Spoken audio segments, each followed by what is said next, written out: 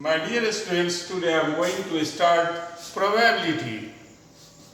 Firstly, what is probability? You see, probability is concept which numerically measures the degree of uncertainty and therefore of certainty of the occurrence of event. Now, experiment, an operation which can produce some well-defined outcomes is known as experiment. For an example, we are tossing a coin. It is sure that we will get head or tail. So this trial that tossing, it is experiment. Random experiment. An experiment is called random experiment if it has more than one possible outcome and it is not possible to say in advance what outcome it will be. Sample space. The set of all possible outcomes in a random experiment is called sample space and it is denoted by S. Event. Any subset of sample space is called an event and it is denoted by E. Occurrence of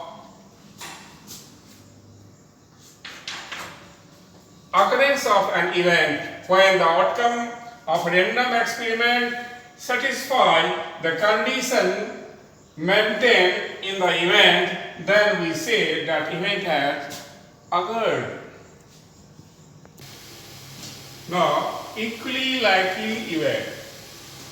The given event are said to be equally likely if none of them is expected to occur in preference to the other.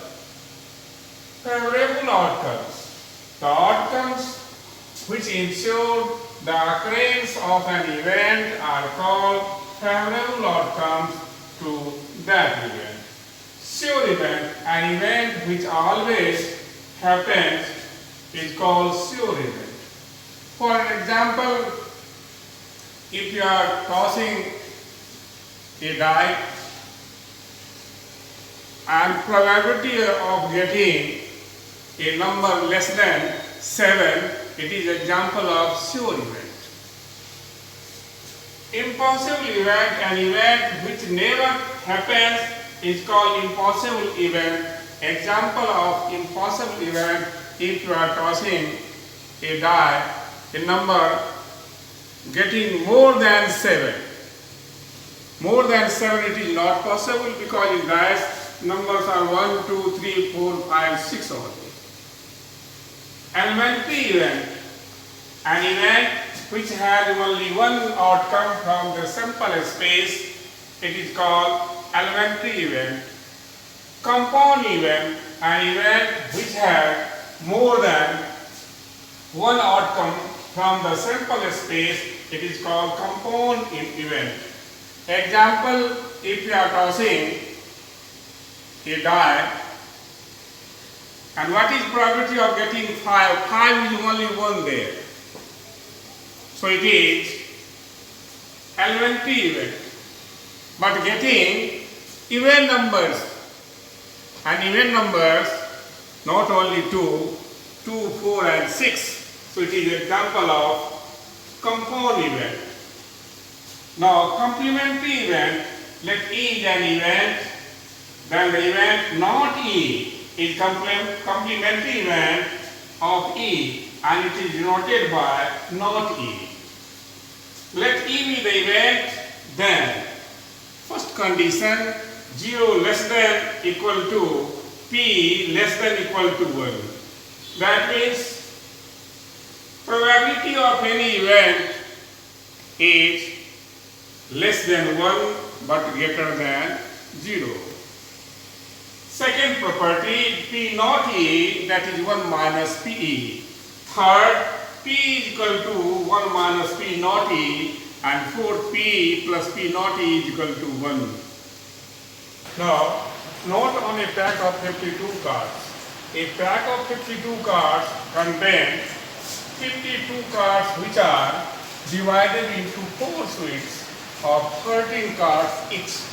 First, spades, second, hearts, third, diamonds, fourth, clubs. And spade and clubs are of black color, while hearts and diamonds are of red color. The cards in each suite are as king, queen, jack, 10, 9, 8, 7, 6, 5, 4, 3, and 2. King, queens, jacks are called face cards.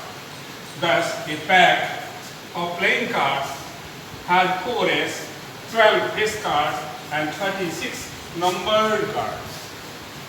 The probability of occurrence of the event A is defined as P NE upon NS, that is number of the outcomes favorable to A upon total number of outcomes, where 0 less than equal to P less than equal to 1.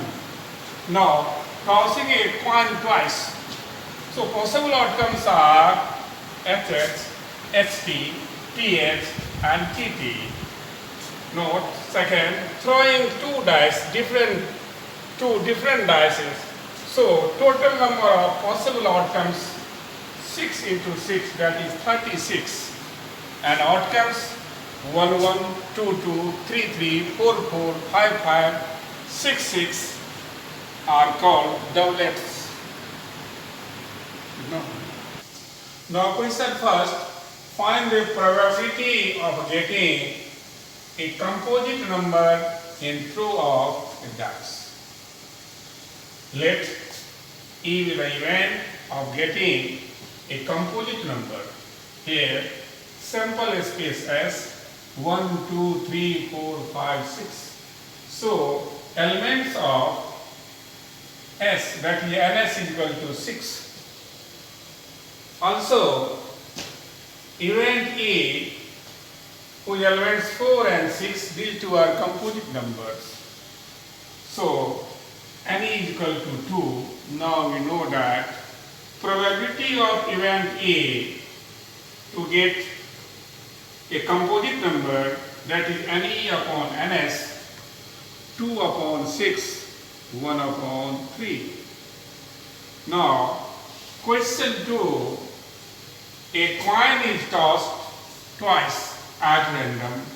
What is probability of getting at least one head and its second part the same heads?